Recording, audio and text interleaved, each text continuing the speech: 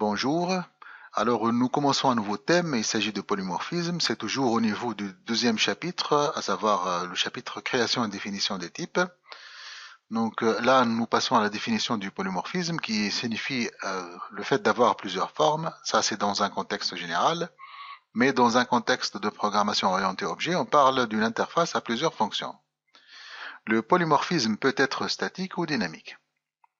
On entend par polymorphisme statique la réponse à une fonction qui est déterminée à la phase de compilation. Là, on parle en général de overloading au niveau des méthodes, c'est-à-dire la surcharge des méthodes. Contrairement au polymorphisme statique, le polymorphisme dynamique, il est décidé plutôt au moment de l'exécution. Et là, on parle en général de overriding et de hiding des méthodes, c'est-à-dire la redéfinition et la cachette des méthodes. On passe au premier exemple. Là, nous pouvons utiliser ces deux cas d'exemple pour définir un mécanisme d'héritage. Je vais donc définir une classe mère. Donc, je vais reproduire cet exemple-là. Donc, classe mère va fournir une implémentation. On va l'appeler implémentation 1. Là, on ne s'intéresse pas à l'implémentation en elle-même, mais plutôt au mécanisme d'héritage et le polymorphisme.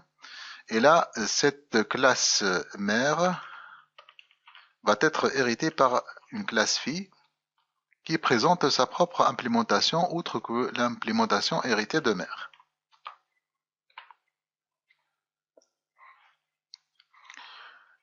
Au niveau de la définition, nous pouvons définir mère de cette façon-là, là, mère. Donc mère égale à néomère. Nous pouvons aussi définir un type hybride, je vais l'appeler femme d'ailleurs, mère femme égale à new, mais fille cette fois-ci, donc j'utilise fille comme type d'instanciation. Là, on parle de polymorphisme de classe.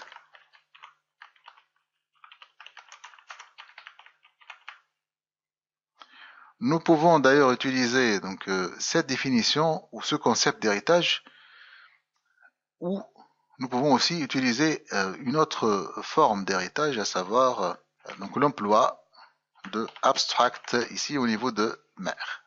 Mais dans ce cas, nous ne pouvons plus utiliser cette définition, c'est-à-dire mère égale à new mère, parce que mère est devenue abstraite.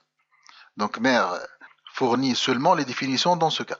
Là, nous passons à quelques confusions ou cas qui mènent, dans la plupart des cas, à des confusions. Et bien évidemment, dans le cas de passage d'examen de certification. Là, si par hasard, je marque cette classe avec le modificateur internal.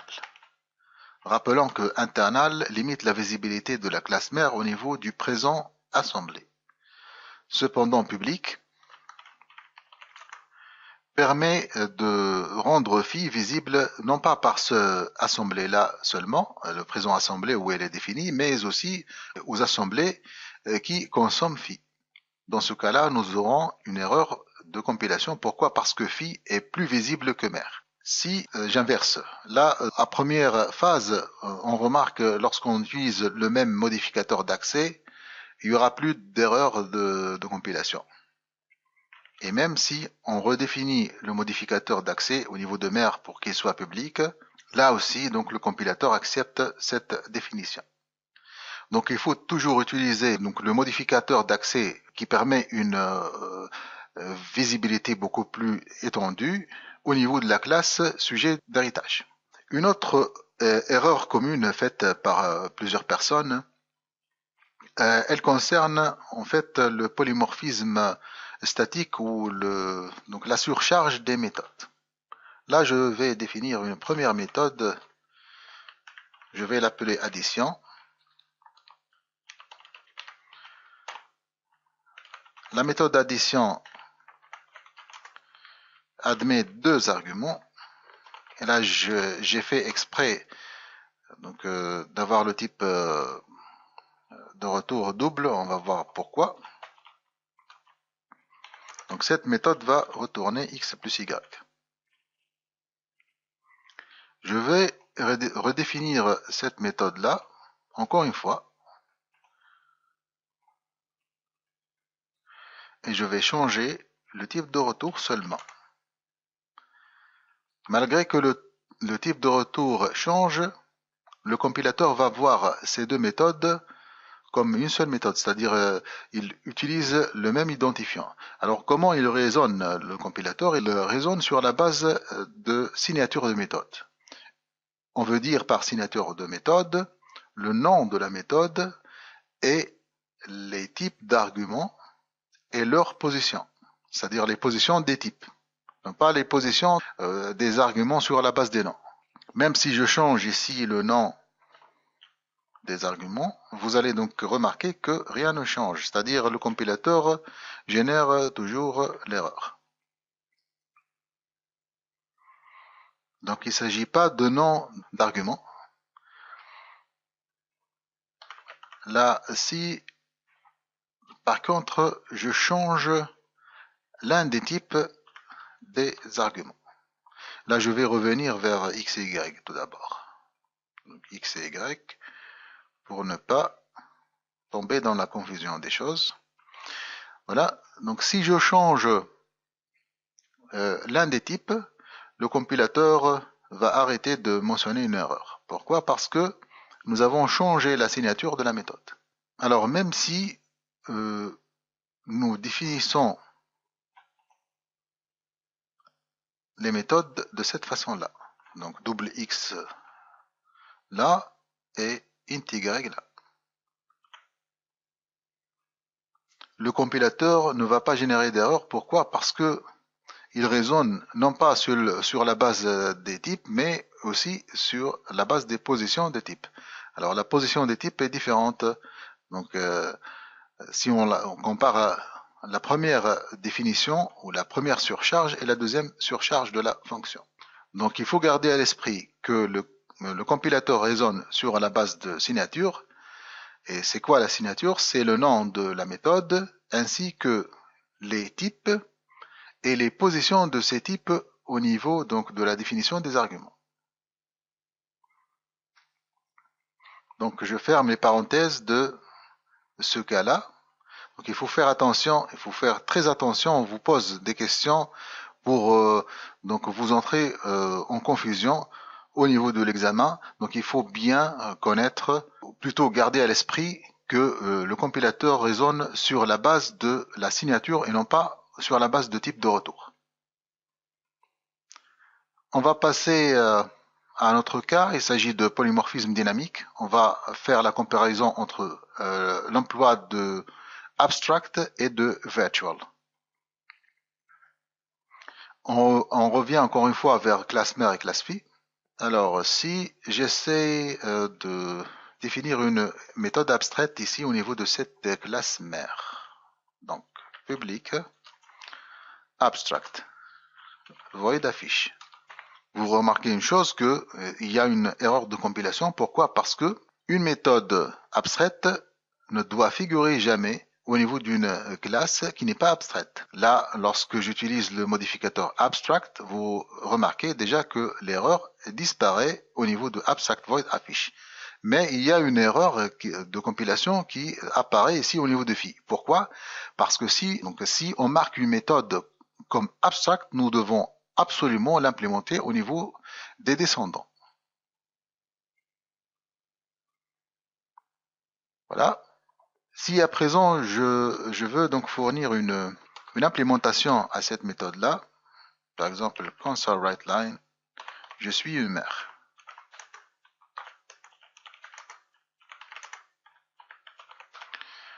On aura une erreur de compilation. Pourquoi? Parce qu'une méthode abstraite ne doit jamais présenter un body ou un corps, une implémentation tout court. Alors qu'est-ce qu'on doit faire pour à la fois garder l'implémentation de base et permettre aux descendants de définir leur implémentation? Nous devons utiliser le mot-clé virtual au lieu de abstract. Et c'est la différence entre abstract et virtual. Là, je vais copier ça et je vais redéfinir ma classe, ou plutôt ma méthode affiche. Et là, on parle de overriding. C'est le concept de overriding. Là, je vais passer au slide suivant. Donc, on parle du concept overriding. Et si j'essaye d'appeler femme affiche, on va donc y aller et déboguer pas à pas le code pour voir ce qui se passe. Je lance donc le compilateur, l'exécution. Donc le compilateur va pointer directement vers affiche qui est définie au niveau de phi, parce que là il y a une réécriture de virtual, plutôt une réécriture de affiche, puisqu'elle est marquée en tant que virtual, et là donc affiche est marquée en tant que override. Et c'est là qu'on parle du polymorphisme dynamique et plutôt du phénomène ou du concept de overriding, c'est-à-dire une méthode qui redéfinit une autre méthode au moment de l'exécution. J'appuie sur F11 et voilà. Alors si je veux appeler à la fois les deux implémentations, c'est-à-dire l'implémentation qui se trouve au niveau de affiche au niveau de mère, et celle de affiche qui se trouve au niveau de phi. Dans ce cas-là, je vais utiliser le mot-clé base, point, et j'appelle donc le code qui se trouve au niveau de mère. Alors pour essayer ça, je vais donc exécuter le code encore une fois en appuyant sur F11 et j'appelle affiche une seule fois, mais donc base va appeler affiche qui se trouve au niveau de mère et puis on va exécuter l'implémentation qui se trouve au niveau de phi. Et on finira par deux lignes, je suis une mère, je suis une fille. Par contre, si notre méthode affiche qui se trouve au niveau de phi ici n'utilise pas le mot overwrite, on aura automatiquement donc un avertissement de la part du compilateur. Il va nous indiquer qu'il y a une méthode qui va cacher une autre méthode. Et là, on parle de phénomène de hiding ou shadowing en VB. Certainement, vous avez entendu du terme shadowing, mais donc le shadowing est employé pour le cas de VB. L'équivalent de shadowing du VB, c'est le hiding en C#. Alors là, pour donc, affirmer le fait que une méthode va cacher l'autre méthode, nous appliquons le mot-clé new au niveau de la méthode de la classe dérivée. On va appeler donc affiche toujours dans un contexte de polymorphisme de classe, c'est-à-dire mère femme égale à new phi. J'exécute. Femme affiche va appeler affiche qui se trouve au niveau de mère.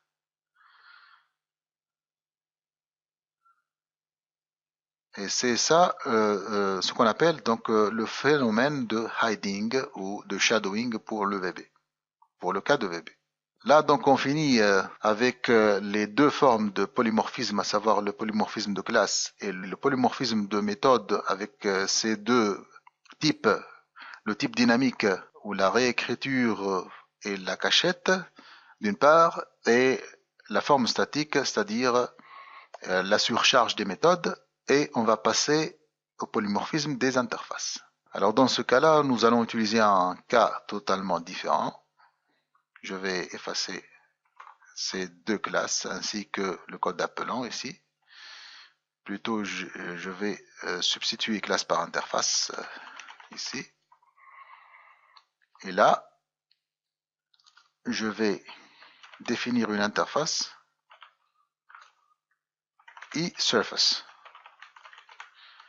eSurface, c'est une interface simple qui fournit une méthode void, un contrat de méthode void, plutôt ça sera double getSurface, C'est une méthode qui est très simple. Et là, je vais créer une classe carré. Cette classe carré expose une propriété double qui s'appelle arête. C'est l'arête du carré. Donc le carré est formé de 4 arêtes.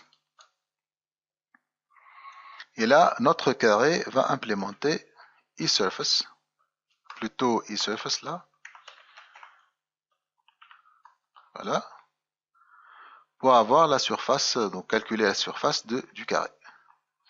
On va retourner dans ce cas-là system.math.sqrt arrête.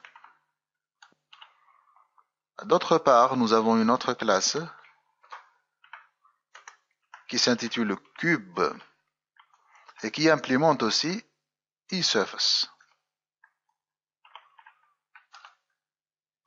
Elle expose elle aussi une propriété arête, tout à fait comme le carré. On va supposer que cube n'hérite pas de carré au niveau de cette phase-là de démon. Et on va implémenter surface, getSurface. On va retourner la surface de notre cube, qui n'est rien d'autre que la surface de ces 6 facettes. Voilà. Alors, si on veut appliquer le polymorphisme d'interface, on va définir i carré. Alors, c'est quoi le i carré? C'est new carré,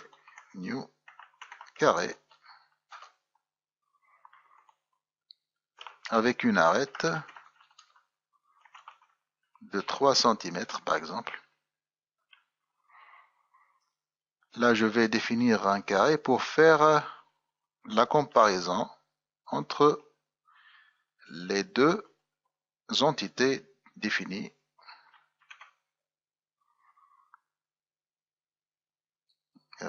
Carré, là.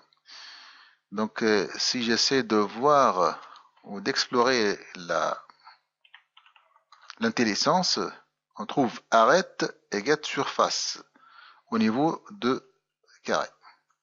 Cependant, au niveau de i carré, on trouve que getSurface seulement. Parce qu'il s'agit de polymorphisme d'interface.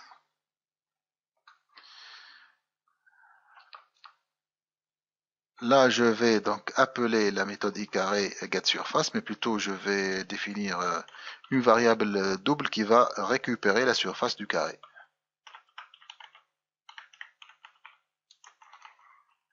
Donc égale i carré getSurface. Voilà. De même, je vais définir une autre i-surface, mais cette fois-ci qui donc instancie un objet cube au lieu de carré. Donc ça sera i cube.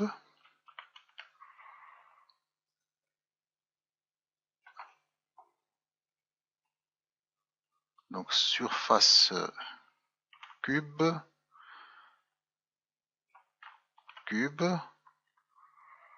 Voilà. Donc on va exécuter pas à pas ce code-là. Donc le même type utilisé ici, i-surface, mais il y a donc un polymorphisme d'interface qui est employé.